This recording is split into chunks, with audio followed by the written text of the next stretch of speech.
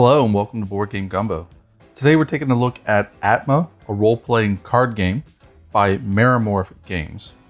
So this isn't really a board game. This is a RPG supplement that will play 2 to 5 players, with one player taking the role of the GM for the game and essentially telling a story like you would in a role-playing game, but it's designed for introducing RPGs to players who may not be familiar with them.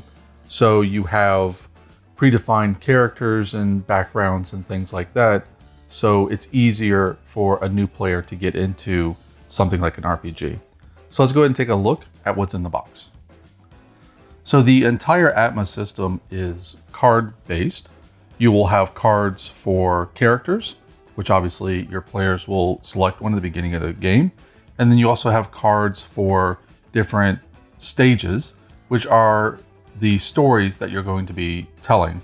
Each stage will take about 2 hours to complete, and there are a total of 3 stages in this one box.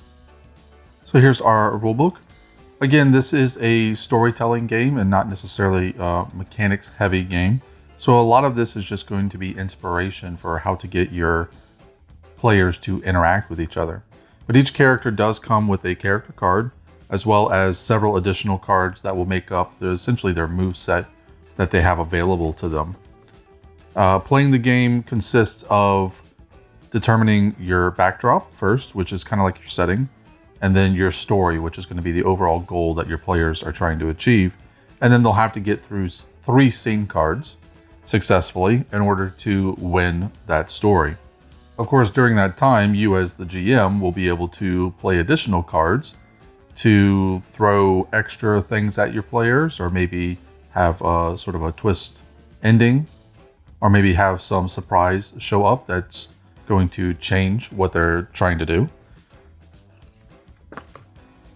There are dice in the game. Dice are essentially used for skill checks, with each player having specific bonuses based off of their character.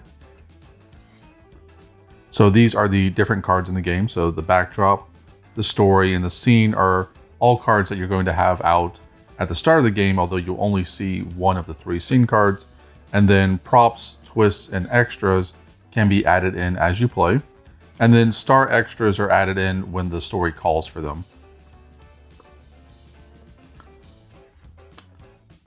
Again, a lot of this is just suggestion on how to get a game started, how to get your players talking to each other, because at the end of the day, this is an RPG and not necessarily a board game.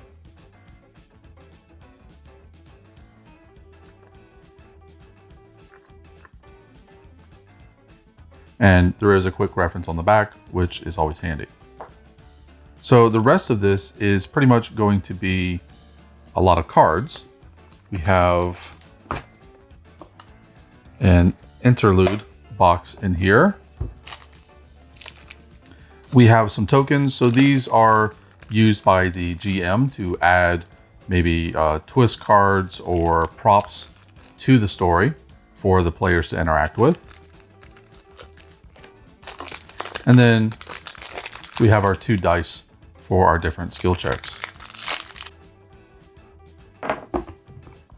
Let's go ahead and take a look at what is essentially the main part of the game, which are these cards. And you'll see a little better on how the story is created by them.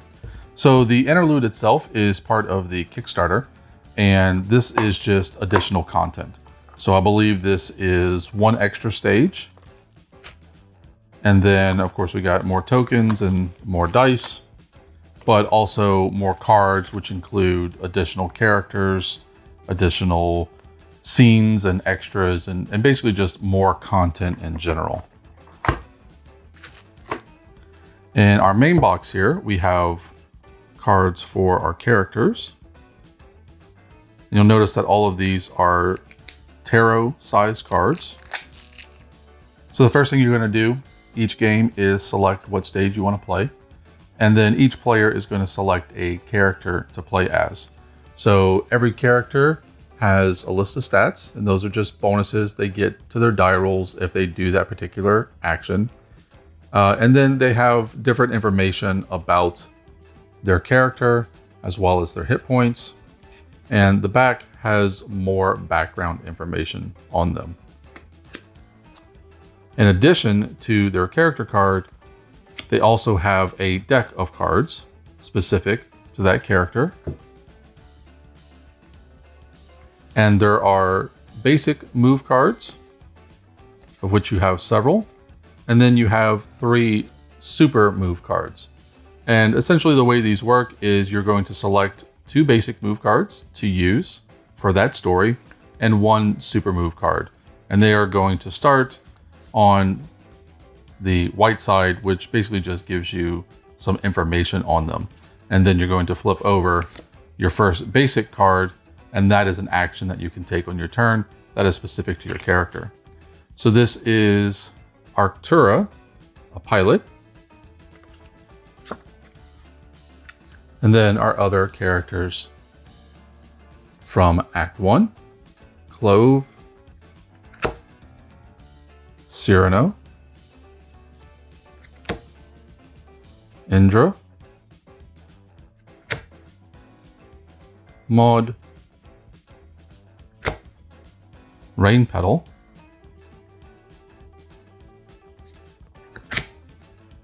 Tengu and Orochi, and Vestat. So those are the Act 1 characters. Again, if you have the interlude, there are additional characters in there.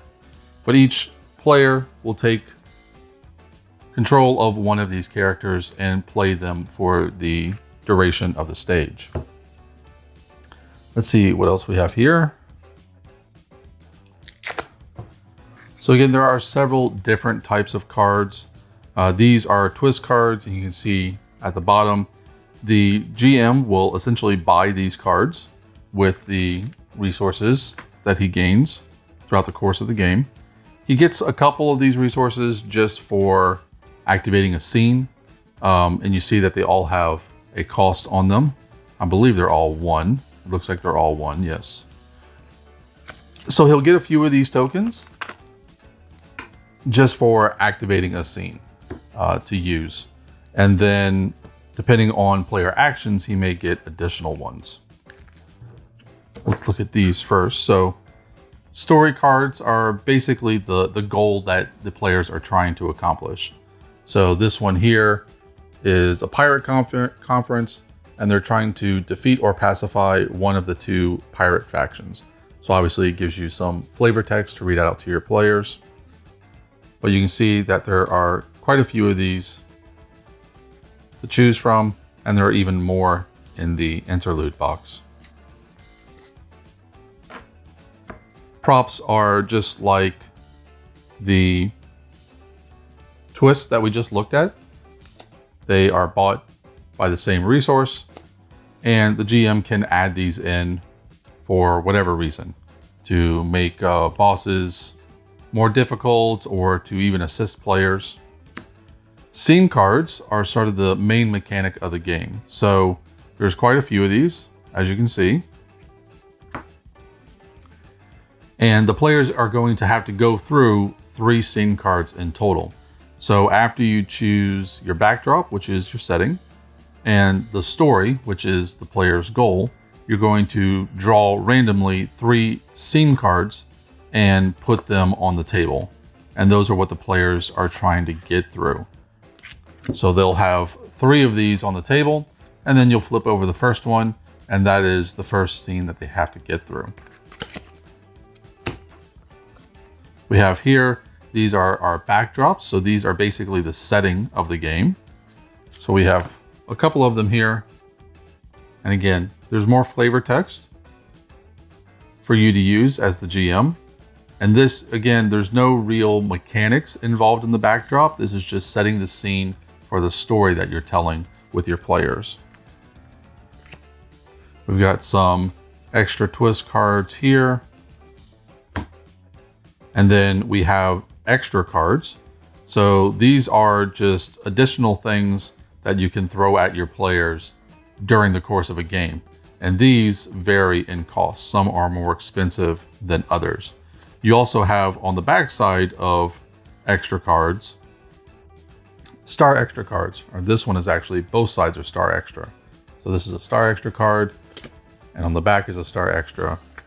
But for most of the extra cards, the back is a star extra. You use the star extra specifically when a setting or a goal or a scene calls for it. So the setting, the story may tell you to put out a star extra on scene 3. And that's where you would draw one of these cards. And our last pack of cards here, we have more props. Again, just storytelling aids that the GM can add at his discretion, as long as he has the resources to pay for them. More extra cards.